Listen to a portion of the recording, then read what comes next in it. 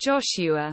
Chapter 11. Verse 1. When Jabin king of Hazor heard of this, he sent word to Jobab king of Madon, to the kings of Shimron and Ikshaph.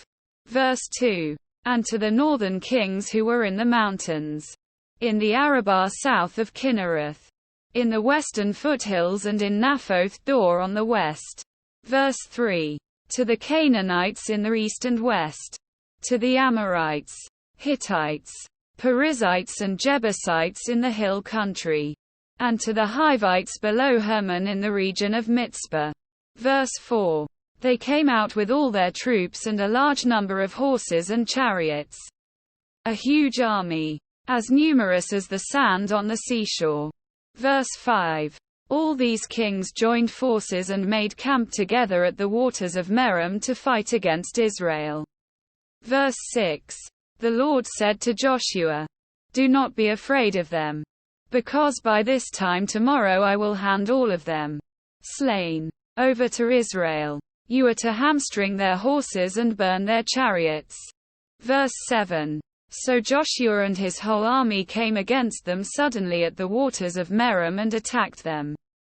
Verse 8. And the Lord gave them into the hand of Israel. They defeated them and pursued them all the way to Greater Sidon, to Misrephoth Maim, and to the valley of Mizpah on the east, until no survivors were left. Verse 9. Joshua did to them as the Lord had directed.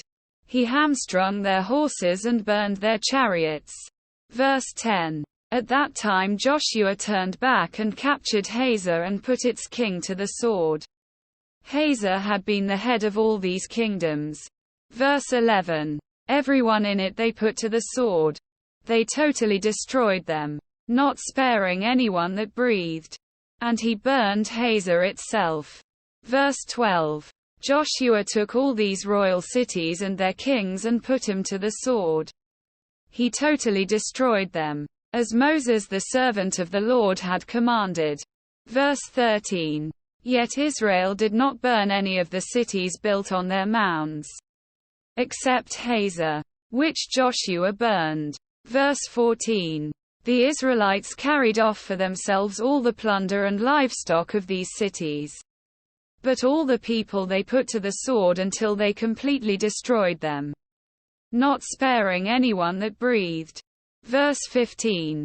As the Lord commanded his servant Moses, so Moses commanded Joshua, and Joshua did it. He left nothing undone of all that the Lord commanded Moses. Verse 16. So Joshua took this entire land, the hill country, all the Negev, the whole region of Goshen, the western foothills, the Arabah and the mountains of Israel with their foothills. Verse 17. From Mount Halak, which rises towards Seir, to Baal Gad in the valley of Lebanon below Mount Hermon. He captured all their kings and put them to death. Verse 18.